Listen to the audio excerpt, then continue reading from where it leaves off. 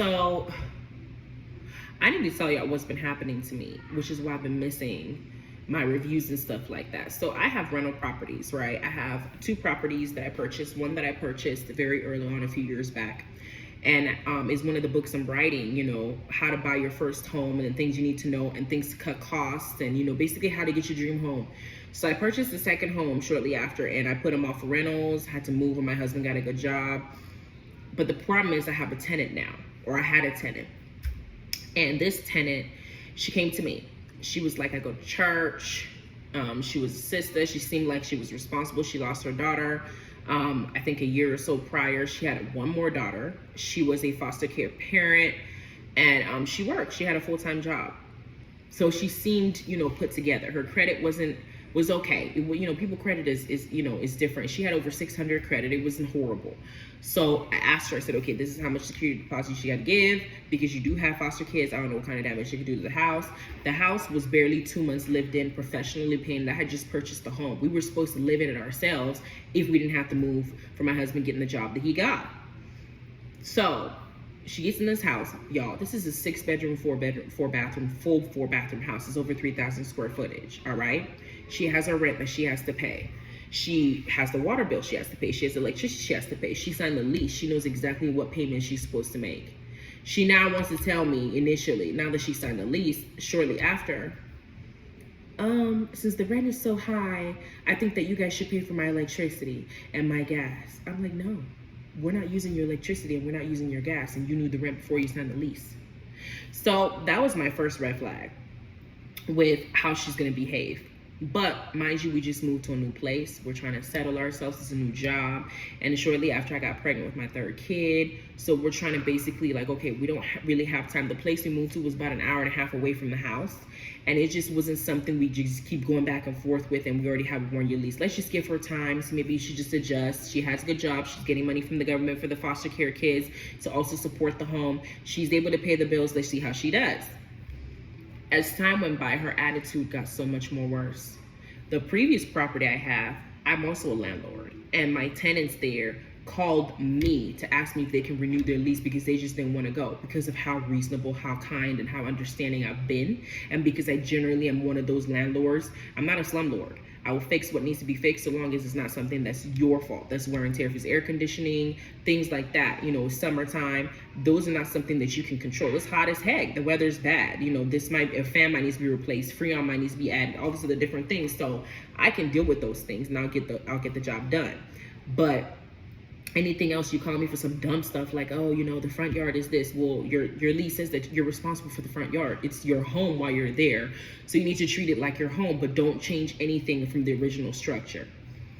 So she spent, by the time it got to like month 6 or 7, she started doing little threats when she didn't get her way. No, I'm gonna leave. I'm gonna call the cops. I'm gonna do, and we're just like, okay, well, go ahead and do it. Because right now we're trying to accommodate you. We're not doing anything. This girl short-circuited the whole downstairs and didn't say anything to us until they came to inspect the house. The foster care department came to inspect the house and found out that she had the wire. She had it like an extension cord all the way back in the backyard to the switch that she didn't short circuit just to get the refrigerator to work. She didn't say anything. So she didn't even like know that it could cause more damage to the property. We already had insurance. So we were able to call the insurance to come over there and deal with it. However, before we dealt with that, we're like, listen, you can't do this again. Stop trying to hide stuff from us when you're messing up the property. We don't want it to, you know, to get damaged. This property was a nice house. When we put you in the property came with a washer and dryer, Samsung touchscreen, refrigerator, and it came with 2 air conditioning systems in the back, a swamp cooler, and a jacuzzi in the backyard, okay? And it's a 3-car garage, right? And it's a loft upstairs, 2 living rooms downstairs, 1 full bedroom downstairs, 1 full bathroom downstairs, 5 bedrooms upstairs, can fit the size of a queen size bed, and it's wood floors, okay? And it's a very, very beautiful house. And so we don't want you to cause damage that will be so hard to repair. We called the insurance company, they fixed that, right? Suddenly she called my husband and she was like I think a month or so later, there's a leak coming from the upstairs bathroom down into the laundry room. there's a leaking.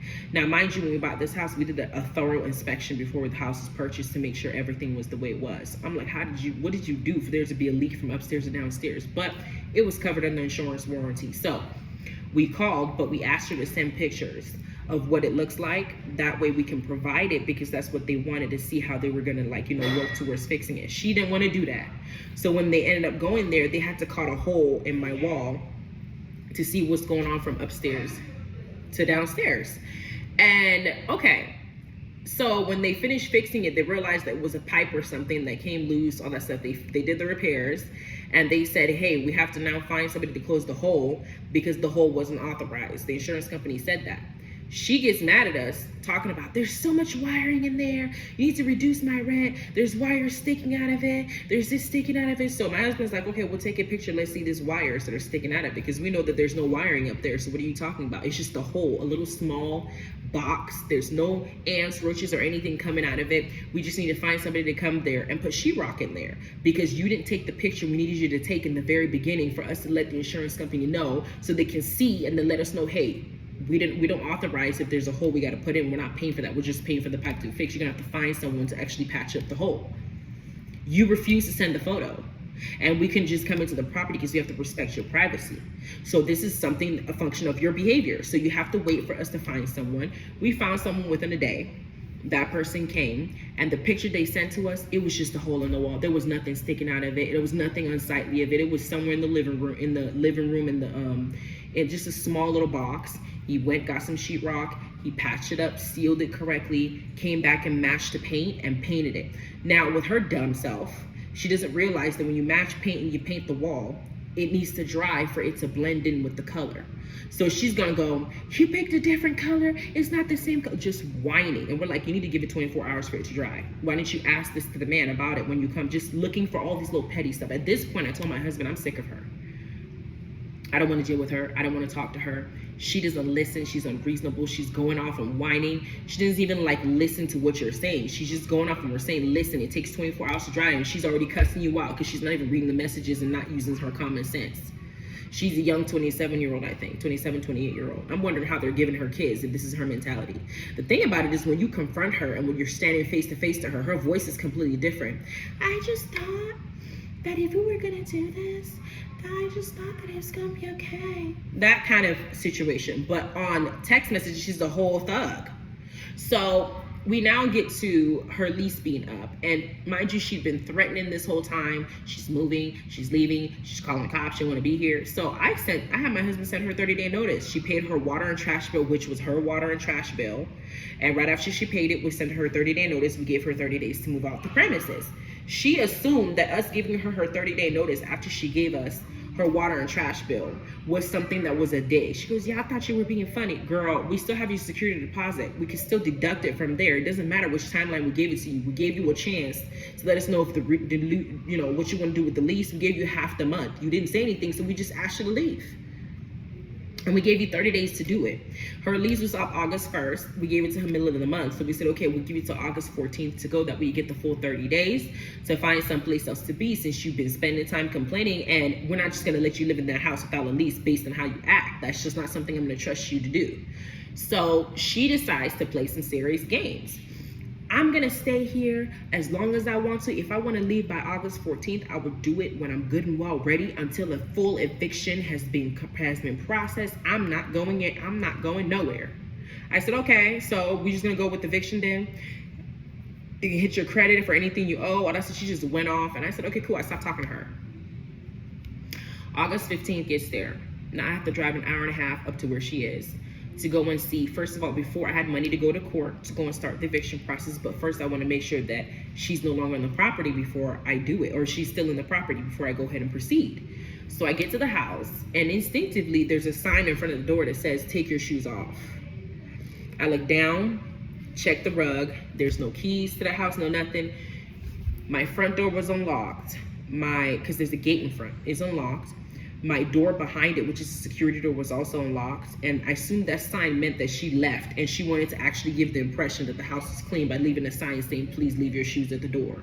We open the door, dusty, messy, She left pans, plates. She left mattresses behind that we gave her to borrow when we thought, with one of our twin beds when she was moving in, because she didn't have enough furniture for the 6 rooms, that were just covered in piss. She left it there.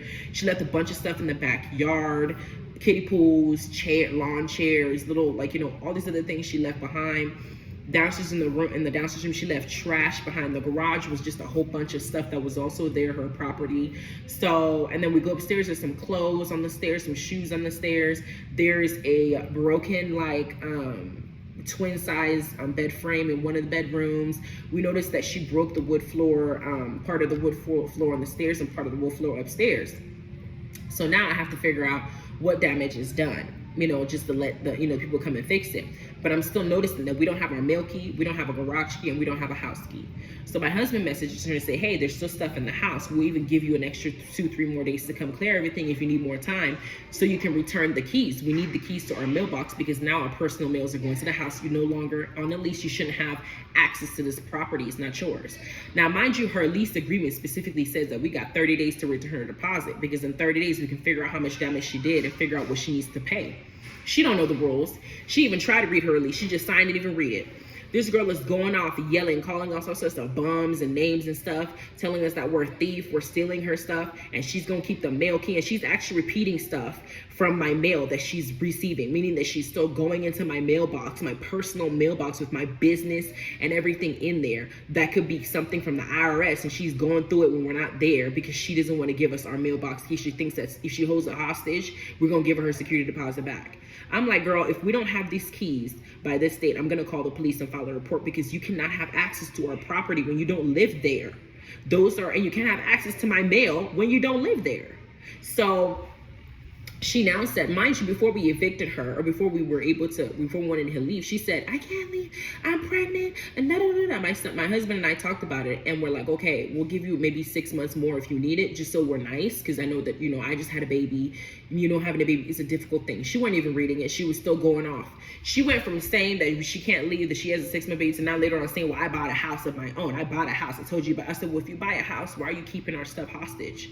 Which is it? Like, make up your mind. What are you doing? So we get there. 3 days later, we get there, and we realize the keys is still not there. So at this time, I have to now drive another hour and a half up. Mind you, I have kids of my own. I have things I need to be doing. But now I got to drive over there and file a police report, an incident report, because now somebody has access to my property, and I have to change the locks, change the mailbox locks, go to the post office, do all these things, and you still have my garage door key, and I have to figure out a way to have a locksmith come and make me another one. Now, while we're doing this, realize she done punched holes in the doors, 3 of the doors. She had doors off the hinges. She broke the closet doors off. She broke the door that closed the, slides on the shower. She broke the railings on 2 of them, broke a whole toilet. Then, to add insult to injury, this heifer went and hand painted my professionally installed the cabinets from the original wood. She went and got the shoddy cheap white paint from Home Depot, used a brush of her own to repaint my cabinets in the master bathroom and in the towel loft area without consent. You have now changed the original form of the structure without any permission. And the thing is, you did it by yourself. You didn't even have the money to hire a professional, so you got paint splashes on the wall, and these were paints that were pristine before we purchased the home. And you only been there for a year, and you did this much damage. Then we got my cleaning crew coming in to now come and clean it.